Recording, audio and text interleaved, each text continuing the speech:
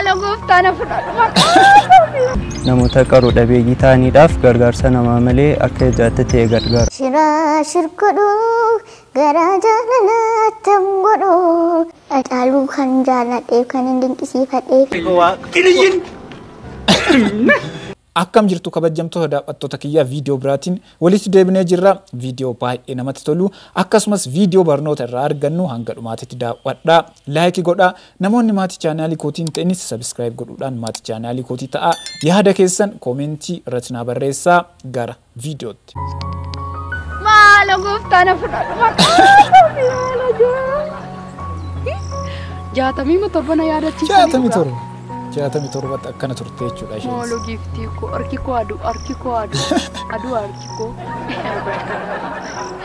Kana jiima keenyaan bashkada. Karameellaa kana akka karameellaa malee baatee baachuu. Ila. Nambadee. Isuma durbashkadaan laga dirribee keessatti naafi beezaa fi keessatti naafi dhuma fakkaata. Karameellaan qaban fakkaata. Ay, warri katamaa asas dhufanii taa'u ilaka ani keef tirimi.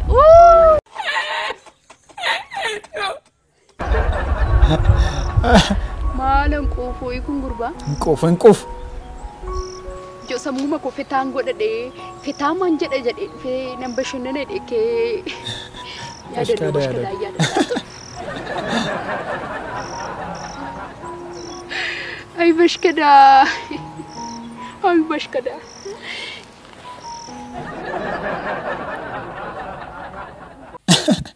Namatti tola. Viidiyoon itti aanu dargaggoo kalaqa addaa argata.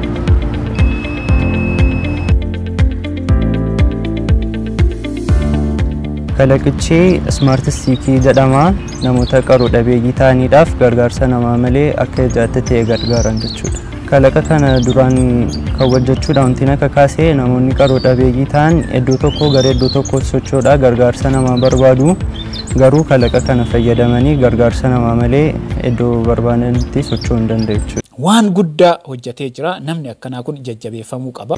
Kalaqa kana hojjechuudhaan wantootaan fayyadame keessaa altiraasooniik seensariidha. Altiraasooniik seensariin faayidaan isaa wantoota fuulduree isaarra jiran fageenya isaa nutuu daangessuu danda'a. Yoo barbaanne dheeressuu hin dandeenya, yoo barbaanne immoo gabaabsuu hin dandeenya jechuudha. Wantoota fuulduree isaarra jiran seensi gochuu danda'a jechuudha.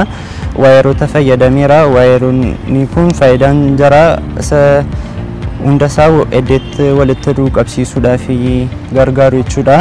Itti aansee immoo ardiinoo fayyadameera. Ardiinoon faayidaan isaa piroogiraamii hojjennu kan akka kalaqicha hojjennu kan akka inni piroogiraamii isaa akka inni hojjetu kan godhu ardiinoodha. Asirratti 9 voltii fayyadameera. 9 voltiin faayidaan isaa akka kalaqichi akka inni hojjetu godha jechuudha. Buuzarii fayyadameera. Buuzariin faayidaan isaa altiraasoonikiin seensi godhe buuzariitu sagalee nu dhageessise jechuudha. Ammeen wanti tokko fuulduree isaa deemaa jira sagalee dhageessise. Waajjira mootummaa lafa hirribaa gochuun kun haa dhaabbatu jedha. Viidiyoon itti aanu viidiyoo barnoota of keessaa qabu haa ilaallu.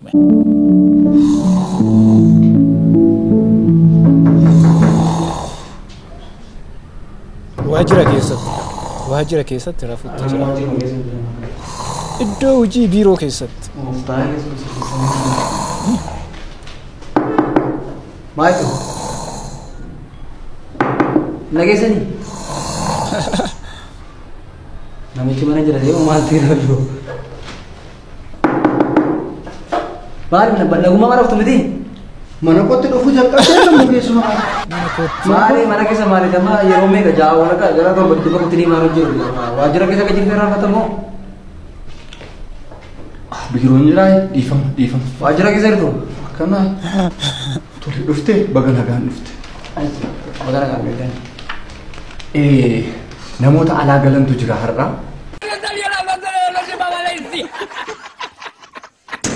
Rifeensa warqii ta'e tokko warqii fakkaatu tokko waan irratti bahe. Abboonni keenya kaa dabbasaa leencaa jedhanii. Ani immoo leencaa jedhee tanan of. Yoon gaafan obbaru immoo hayi nama ta'uu naa wayyaan jedhee. Nama ta'uusi. Amala namummaatti. Ani namummaa. Maal taateeti? Kam Akkam. Kan dibatan baay'een jiru. Ani nan aarayyuu. Warra dibatutti Kaan diddiimessee deema. Kaan gurraachessee deema. Sana afoo maaltu na dibachiise gifti koo. Maal na dibachiise? Bareeda. Bareedu? baay'ee bareeda dhugaa. Atuyyuun bareeda naan jechaan turre? Baay'ee bareeda. Maaltu na dibachiise reeni koo? Ola deemtuu sirba Haacaaluu haala ajaa'ibsiisaa ta'een sirbitu sagalee baay'ee bareedaa qabdu haa ilaalu. Shiraa shirkodhu garaa jaalalaattan godhu xiqqoo sabbataa shabgodhu sabbannoo silaa hincita sabbannoo silaa hincita si fudhee namboo koolidha si fudhee wallaggaadhidha si fudhee gimbii koolidha si fudhee maddii koolidha si fudhee naddoo koolidha. Walaloo baay'ee nama ajaa'ibsiisu walaleessitee fi jirtii. Walaloo Hacaaluu Hundeessaa. Meesti waa'ee Hacaaluu Hundeessaa tokko naa jedhe. Goota akka maqaa caalaa mara laaluu Hacaaluu isiin jedhan ilmaa abbaa caaluu ati sirraa maqxee mana gumaan dhanne tulluu dabaa yaabdee xuriyaa qaanaqne isa jiruun faarsuu warrabsee sinaarsuu jetteetta karaa hirtee seenaa taateetu deemte nuuf himteetta dhaamtee tokko lamaan kaastee homtuu sitti namne roorroon gosa kamii afaan kees hin qabne gaafan du'akii dhaga'u waanan jedhu wallaalee iji koos qara laalee du'akii natti himan hacee galaafatan nu gidduudha jedhan akkamiin deemtee nu biraa dhabamtee nutti callistee amala nutti qayyaarattee amma maaliif akkas ta'ee jedheen of gaafadhe deebiif of baafadhe xiiqiin gabbifadhe eessa dhaqxe nu gidduudha jedheen si gaafadhe ati sin dubbanne afaan kee qabatte deebii naaf hin laanne egaa hacii koo ati kan hundumaa wanta beektu hin qabdu nu bira jiraattee akka duraanillee nu jajjabeessitu nutti dhiistee deemtee seenaa garaan baane nutis gaasanyiin kee warra ittiin jettee mana gumaan dhaqinaa mana gumaataa malee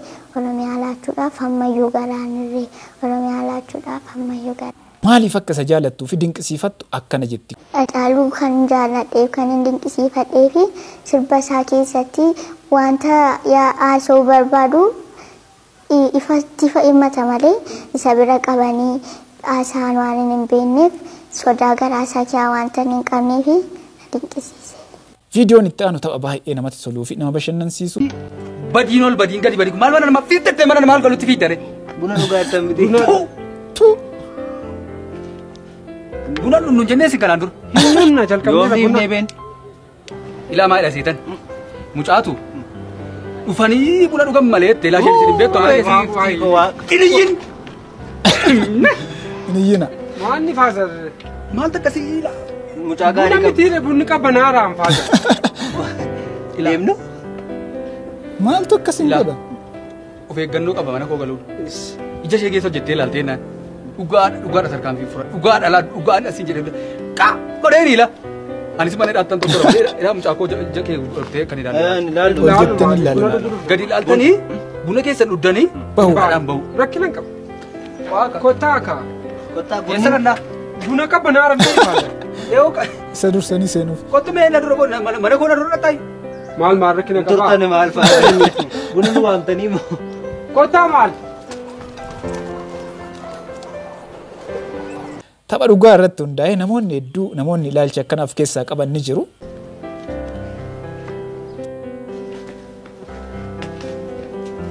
Dhuftanii nooraa seenaa ta'a. Maal noorti? Manuma kootti nooraa naan jette. Difii badii ol badiin gadi badii. Hin turtanii. Turtan bakkee turtan maali? Kai meechi. Isi fuulatti hin kenninii fuulatti hin kenninii. Nama mini kun ilaanni kun ila sitti mini sila ambaasaadara seexanaa Itoophiyaa keessa jiru bakka bu'aa isaati ila. Kottuu isaa ila. Dhuganii abba isa.